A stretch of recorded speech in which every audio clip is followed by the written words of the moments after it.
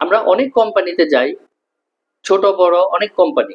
তো অনেক সময় দেখি যে অনেক বড় কোম্পানি, অনেক পুরানো বিশাল ব্র্যান্ড ভ্যালু, কিন্তু ডিসঅর্গানাইজড, ঠিক মতন পেমেন্ট দেয় না, ভিতরে কালচার ভালো না, ঠিক মতন চলে না, এবং কম্পিটিশনও সে আগে থাকতে পারতেছে না। আবার অনেক সময় হয়, নামই শুনি নাই, এরকম একটা ছোট কোম্পানি কিন্তু সেটা অনেক বেশি ভালো করতেছে।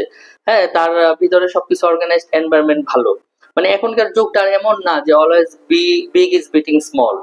মানে now it is speeding beating slow. I mean, একটা ছোট কোম্পানি বা খুব হাই স্পিডে গ্রোথ হচ্ছে। Speed is power, speed is the new big.